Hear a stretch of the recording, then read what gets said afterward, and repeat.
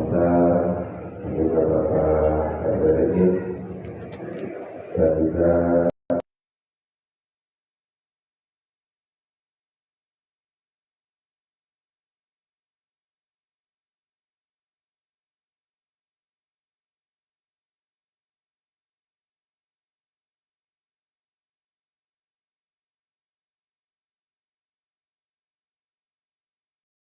doa semesta alam, memberikan ketua, memberikan kenikmatan, sehingga dengan nikmat yang memberikan kita dapat gunakan untuk selalu berupaya istiqomah untuk bertolak ini.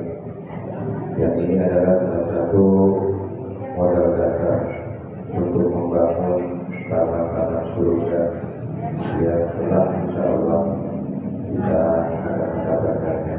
Kata Nabi, barang siapa orang yang duduk di majlis ilmu, maka dia adalah hak akan mendapatkan taman-taman surga yang Allah Subhanahu wa Ta'ala. Wassalam, semoga tercurahkan kepada junjungan Allah, Nabi Allah, Nabi akhir zaman, Nabi Muhammad Sallallahu Alaihi Wasallam. Baik hadirin Bapak Ibu yang kami muliakan, tanpa berpanjang untuk memulai acara pengajian kita pada hari ini, mengambil keberkahan dari Allah. Mari kita buka sama-sama dengan melafazkan kalimat basmalah. Bismillahirrahmanirrahim. Selanjutnya pemaparan materi akan disampaikan oleh Bapak Ustaz Tadi dengan Meli Tadi dengan segala hormat disilakan. Sallu ala Muhammad.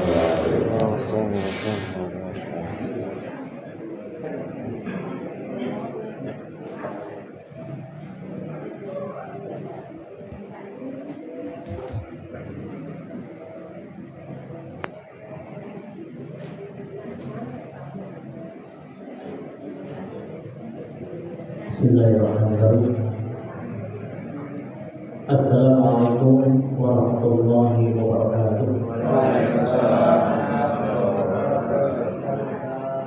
Alhamdulillahirabbil alamin. Wassalatu wassalamu ala asyrofil anbiya'i wal mursalin sayyidina wa maulana Muhammadin wa ala alihi wa sahbihi ajma'in, amma ba'du. Hadirin jamaah Masjid Al-Falah yang insyaallah Subhanahu wa Ta'ala, terkhusus ketua BNN beserta jajarannya, ketua pimpinan ada Bapak Bapak Kadri, pimpinan Majelis Taklim itu di sana, nanti Bapak Ustaz Al-Falis, Sekretaris Wilanto, Sekretaris Kawan Kosong, dan juga Bapak Ibu, mari bersama-sama senantiasa kita panjatkan puji syukur kepada Allah Subhanahu wa Ta'ala. Salawat dan salam semoga senantiasa tercurahkan kepada Rasulullah kita, baginda Nabi Muhammad Sallallahu Alaihi Wasallam. Alhamdulillah malam hari ini kita bisa berjalan bersilaturahmi, bahkan kita melaksanakan sholat maghrib secara berjamaah. Kita lanjutkan kajian kita yang setiap malam Selasa dilaksanakan. Mudah-mudahan selain menambah wawasan keilmuan kita, niat terus kita mencari ridho Allah Subhanahu wa Ta'ala. Malam hari ini kita akan lanjutkan pembahasan tentang tajwid janaiz atau pemulasan jenazah, pemulasan, di mana pada pertemuan kemarin kita sudah membahas tentang bagaimana cara memandikan jenazah yang telah diajarkan oleh Rasulullah Sallallahu Alaihi Wasallam. Dari persiapan sampai caranya,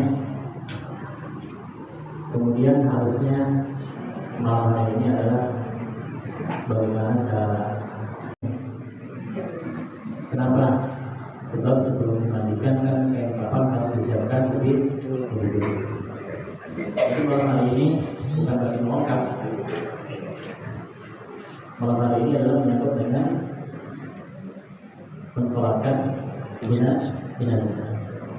Memandikan sudah, alhamdulillah, mengkafani, terus juga mempersiapkan kain kafan, mengukurnya, mengguntingnya sudah. Jadi malam hari ini kita tinggal praktek teori mensolatkan jenazah.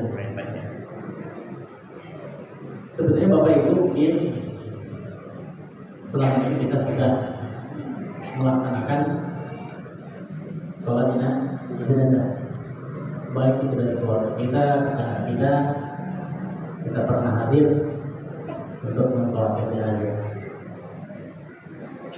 Namun mohon maaf, ketika mensolatkan jenazah ini ada yang sudah paham tentang ilmunya, ada yang memang yang penting takbir aja itu jadi imam. Ya. Maka malam hari ini kita sama-sama kita bahas tentang ibadah itu harus ikut bercontoh. Yang pertama, agar sahnya sholat jenazah itu harus terpenuhi rukun. Karena ketika rukun itu tidak terpenuhi, maka sholat jenazah itu tidak sah. Ya kalau syarat bersama dengan sholat fardu, ada bid'ah, suci dari hadas itu hadas terutama untuk orang sama syarat. Cuma rukun yang beda. Kalau rukun sholat biasa kan ada menghitung 17, ada yang menghitung 13, karena untuk maninahnya dihitung masing-masing. Jadi kalau rukun ini ditinggal, maka dianggap sholat jenazah itu tidak sah. Ketika semuanya melakukan, maka dianggap jenazah itu belum disolat. Maka penting, berapa rukunnya? Maka arkanu sholati alal mayyiti sab'atun. Rukun sholat mayit itu ada 7. Nah 7 ini harus ada dalam sholat jenazah, harus kita laksanakan. Yang pertama, niat. Pokoknya ingat, setiap perbuatan itu harus ada niat. Karena sholat itu kalau tidak ada niat, ini jadi sholat apa? Jadi sholat bukan. Setelah sholat jadi sholat apa saja? Nggak niat. Jadi harus ada niat.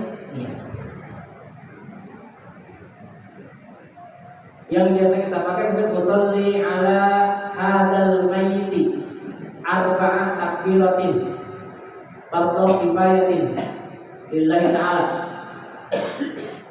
Saya sholat atau menyolatkan jenazah ini arba'at takbiratin, 4 takbir fardhu lillahi ta'ala, wajib atau fardhu karena Allah, fardhu kifayah.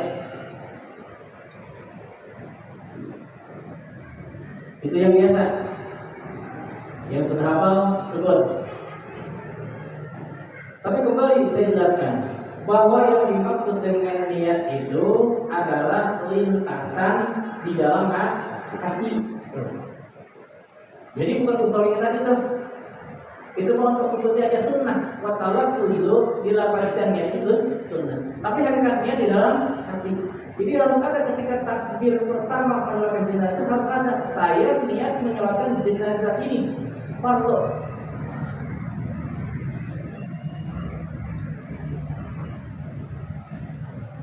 Apalagi kita sekarang, maka pernah saya kasih solusi. Kalau kita ngapalin niat sholat jenazah itu kan laki-laki perempuan, anak kan beda. Kalau laki-laki hadal mayyiti, usolli ala hadal mayyiti. Karena Arab itu menunjukkan kalimat ini, itu dibedakan. Untuk laki-laki ini hadal, untuk perempuan hadihi. Jadi kalau kita kan ini aja. Mau laki-laki mau perempuan ini aja udah, enggak jadi ino. Tidak perempuan imam, enggak. Ini perempuan, ini laki untuk ini. Kalau di Arab itu, kalau laki-laki ada, kalau kepada perempuan hadihi. Kalau yang dekat, kalau yang jauh itu, ya. Untuk laki-laki dalika, untuk perempuan tilka. Beda. Kalau kita kan itu aja udah. Itu bocah, kalau laki-laki perempuan itu aja udah. Ya, kalau di Arab enggak. Dalika, kalau yang perempuan tilka. Maka dalam sholat jenazah pun begitu. Kalau mayatnya laki-laki, hadal mayyiti. Kalau perempuan jenazahnya hadhil maitati atau maitah. Kalau anak-anak beda lagi. Kalau anak laki-laki hadzat tifla. Kalau perempuan hadhihi tifla. Pakai kan? Tiflati. Pusing nggak ngapain? Pusing, mana banyak kontaknya lagi bro. Kan kita udah tuangin banyak urusan ya. Terus boro-boro ngapain gitu ya. Nah, maka saya kasih solusinya apa? Pakai satu niat yang pernah saya sampaikan. Apa itu? Usolli ala hadhil janazah. Kalau jenazah itu namanya jenazah, nggak ada laki-laki, nggak ada perempuan, pokoknya jenazah aja. Apalagi kita mensolatkan tidak tahu laki-laki perempuannya. Mau nanya sama temennya, ini cowok cewek? Ah, bukan gitu kan? Ya. Maka dalam keadaan seperti itu cukup pakai hadhil janazah atau janazah. Usolli ala hadhil janazah fardhu kifayah. Allahu akbar. Itu permudah. Jadi Bapak Ibu dimanapun nanti ketika misalnya habis sholat Jumat, kebetulan di mana-mana habis sholat Jumat langsung ngomongin, jangan buat dulu jamaah, kita akan sholat jenazah. Udah gitu nggak diumumin dulu jenazah laki-laki perempuan. Ya, masih kita lihat enjong. Ya, maka gunakanlah hadhil janazah.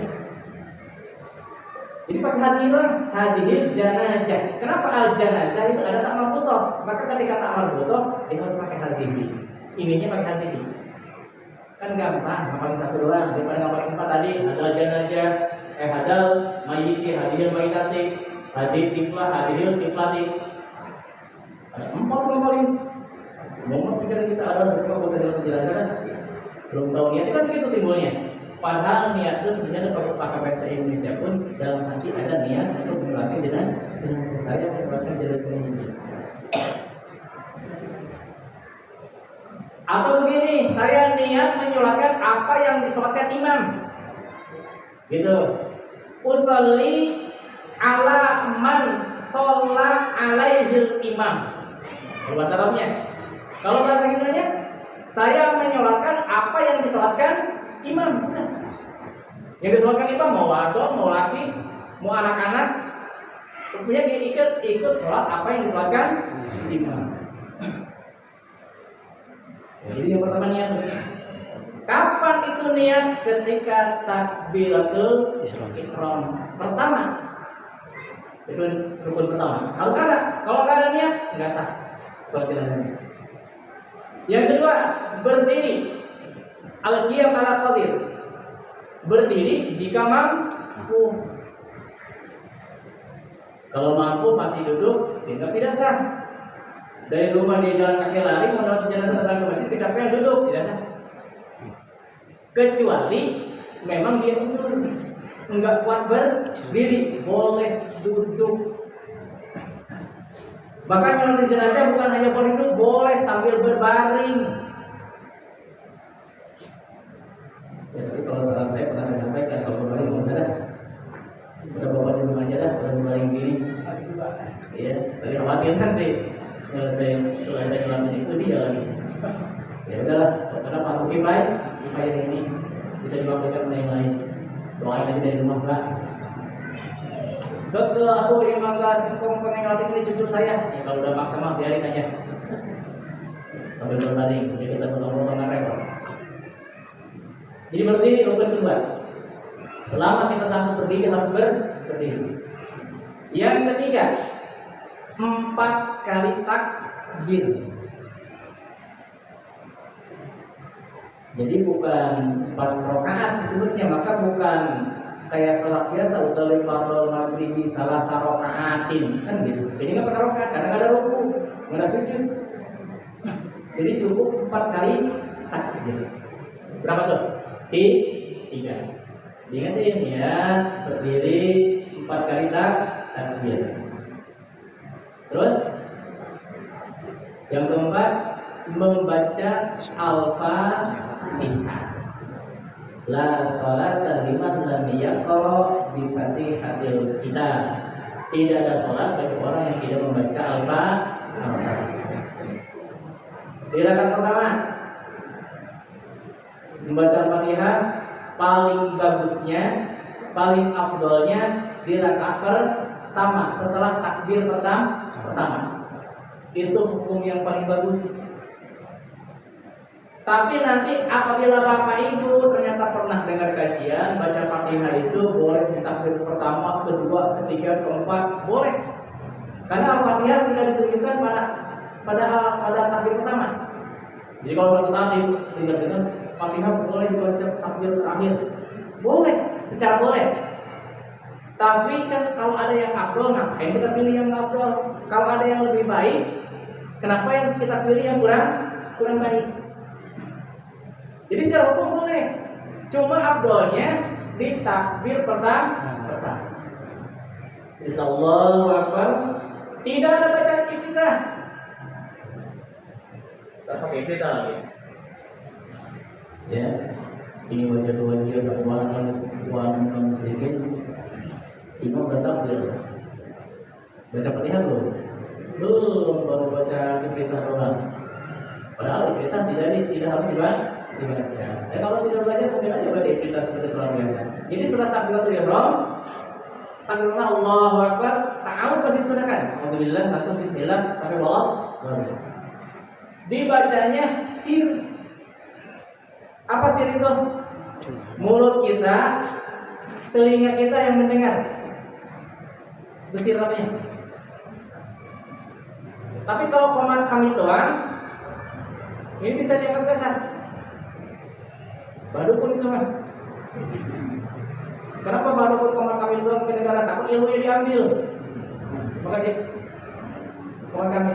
Jadi itu namanya komat kami. Jadi kalau sir itu misalnya kuping kita sempat mendengar. Sedengar. Itu namanya sir. Kalau jahar, kedengaran oleh kiri kanan kita, jahar.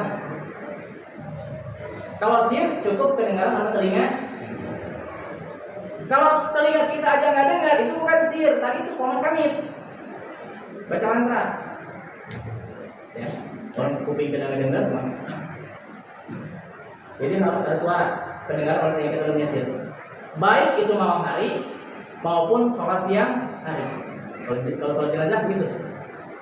Jadi nggak kayak sholat fardu siang kan sir, malam jahat. Kalau sholat jenazah mau tengah malam melaksanakannya, mau siang tetap sir. Setelah Al-Fatihah, membaca sholawat. Membaca sholawat ditetapkan harus di takbir kedua. Nggak boleh takbir pertama, nggak boleh takbir ketiga, harus takbir kedua. Minimalnya Allahumma salli ala Sayyidina Muhammad. Itu paling minim. Bagusnya, apalagi makanya kalau keluarga kita sudah punya kemampuan untuk ngimamin, bagusnya kita mungkin bacaan kita akan lengkap. Ya bukan kita nggak percaya sama yang mimpin, ya kan? Jadi bagusnya lengkapnya sampai innaka hamidum majid. Seperti apa namanya salawat pada akhir itu sholat. Itu salawat yang lengkapnya. Tapi sah kalau sah. Allahumma sholli ala Sayyidina Muhammad wa ala ali Sayyidina Muhammad. Cukup. Bahkan tidak pakai wa ala ali sudah cukup. Kalau kita ngomongin cukup. Nah tadi kan Al-Fatihah itu bisa dirakaat keberapa aja dia. Bagaimana kalau di rakaat kedua? Kan ada sholawat. Jadi Fatihah dulu, setelah Fatihah lanjut sholawat.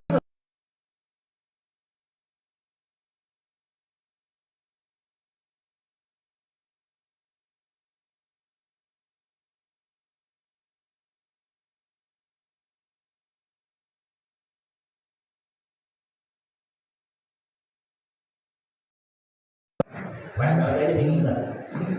Padahal saya cuma nyobain ilmu, ya. Kemudian membaca doa untuk mayit, yaitu pada rakaat ketiga. Udah berapa tuh? Tuh, 6. Namanya itu. Setelah takbir ketiga, baca minimalnya doa untuk mayat, Allahumma gfir lahu. Segitu minimal. Paling minim. Allahumma gfir lahu atau Allahumma gfir lah. Kalau dimatikan. Kalau laki-laki, kalau perempuan Allahumma gfir laha. Saya masih gitu aja ulang. Sah. Tapi lengkapnya boleh sampai wasal wal bar terus ke sana. Tapi yang biasa kita umum, Allahumma gfir lahu warhamhu wa'afihi wa'fu anhu. Boleh tambah wa akrim nujulahu wa wassi' madkhalahu, luaskan kuburnya. Itu di mana? Di takbir ketiga. Enggak boleh dipindah ke sana kemari. Jadi yang tetap itu salawat harus takbir kedua, doa harus takbir ketiga. Kemudian takbir lagi, takbir keempat. Nah, setelah takbir keempat, sunnah hukumnya baca Allahumma la tahrimna ajroha atau ajrohu. Maka kalau suatu saat nyolatin ikut dalam jenazah setelah takbir keempat Allahu Akbar, Assalamualaikum warahmatullahi wabarakatuh, berarti imam nggak baca doa tadi. Sah nggak sah? Karena bukan rukun. Jadi takbir keempat baca doa bukan rukun. Langsung salam sah. Ya Allahumma la tahrimna ajrohu wa la taftina ba'dahu wa ghfir lana wa lahu. Ditambah boleh wali ikhwanina alladzina sabaqu nabil iman wa la taj'al fi qulubina ghillan lil ladzina amanu rabbana innaka ra'ufur rahim. Takbir keempat. Setelah keempat langsung salam.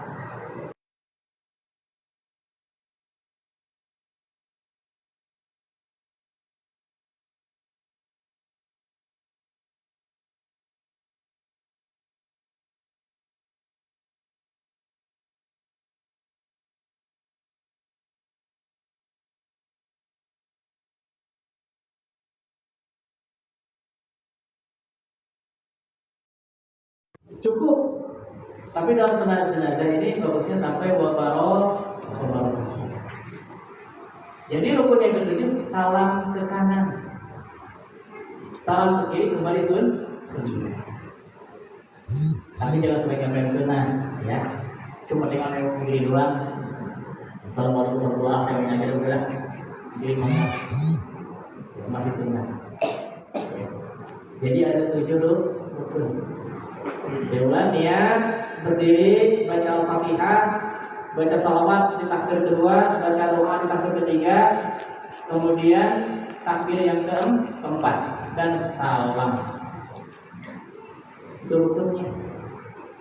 Dan besok-besok kalau ada yang kita ikut melakukan itu harus ada.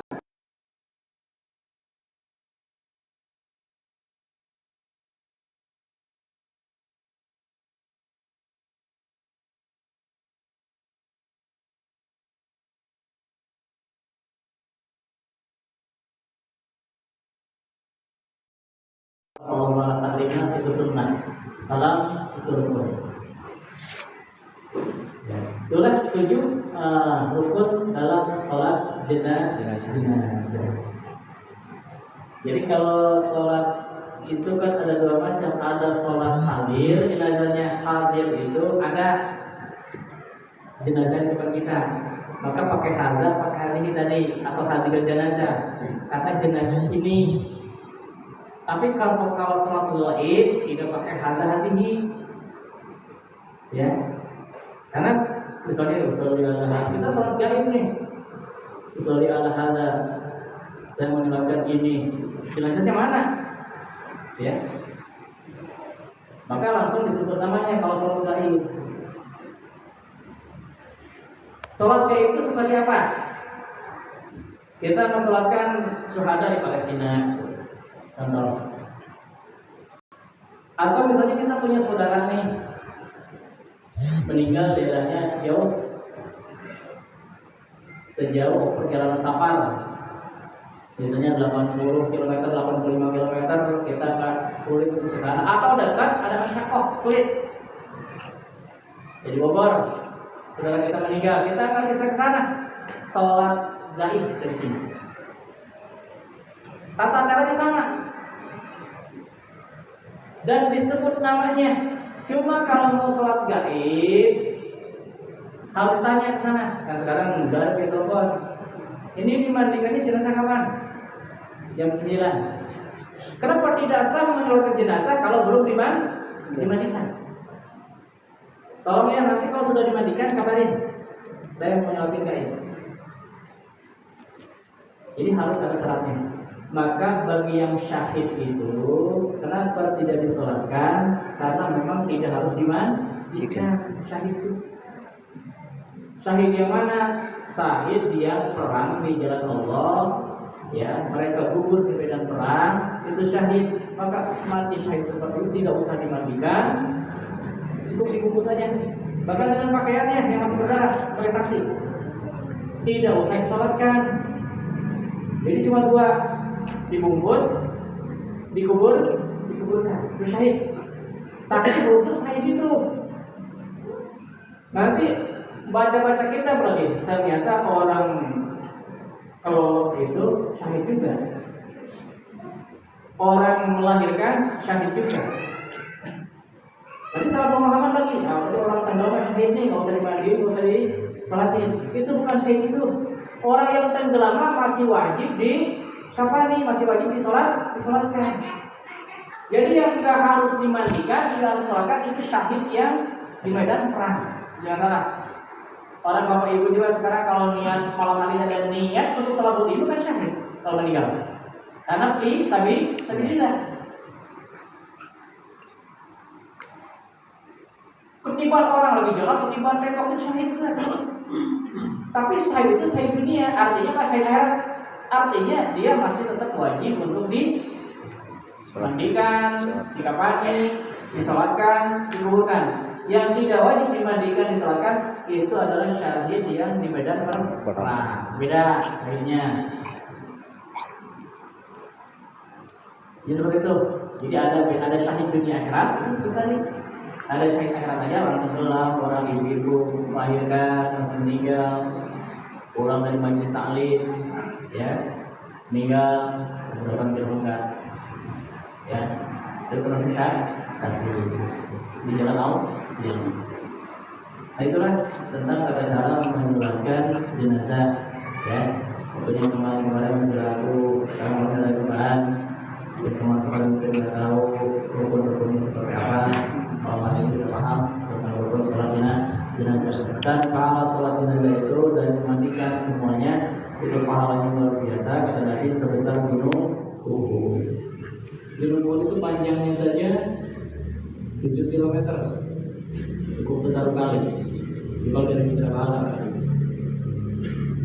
Nah kemudian kalau kita tidak sempat menyolatkan karena sholat jumat, jenazahnya sudah dikuburkan nih. Boleh kita mensolatkan di kuburnya. Jadi ini jenazah tetap seperti sholat biasa, kita dikubur dan orang yang sudah dikubur jangan niat sholat gaib, hati-hati. Yang dikubur itu bukan gaib, jenazahnya ada di dalam kubur. Jadi gaib itu yang tidak hadir, bukan nggak kelihatan. Ya kalau nggak kelihatan di sini aja di kubur masa kan nggak kelihatan. Ini ada orang berkata kalau sholat di kubur itu sholat gaib. Orang jenazahnya ada, cuma nggak kelihatan di bawah. Jadi gaib itu tidak hadir. Di Bandung, di mana itu namanya gaib. Kalau sholat di kubur itu bukan sholat gaib. Sholat seperti sholat biasa, cuma kita nggak sempat. Ya. Dan menyolatkan jenazah gaib, sholat gaib itu masih boleh kepada engkau kita, tapi selama waktu engkau itu meninggal, kita sudah punya kewajiban untuk menyolatkan. Contoh gini. Saya pengen nyolatin Presiden Soekarno, sholat gaib. Boleh nggak? Boleh. Ukur dulu cuma. Presiden Soekarno kan meninggalnya tahun 1970. Tahun 1970 kita udah balik belum? Kalau belum balik berarti nggak wajib menyolatkan. Bung Hatta 1980. 1980 saya umur 10 tahun. 10 tahun saya berarti belum wajib atau belum balik, saya bahkan nggak boleh mencuratkan Bung Hatta. Karena usia saya 10 tahun, kan gitu. 10 tahun balik belum? Belum. Tapi kalau meninggal misalnya 2 tahun 2020, itu sudah balik, sudah wajib menyolatkan. Cuma kita nggak bisa, maka boleh menyolatkan di kubur. Seperti itu pertanyaannya. Baik, mungkin hanya ini yang dapat saya sampaikan. Mohon maaf apabila ada kata-kata yang tidak pantas, kurang berkenan. Mudah-mudahan ini mungkin bisa beramal kebaikan kita insya Allah Subhanahu Wa Taala dan kita meraih ridhonya. Saya jadi itu lagi berhidayah. Wassalamualaikum warahmatullahi wabarakatuh. Waalaikumsalam. Demikianlah sama-sama kita simak bersama. Akhirnya sudah disampaikan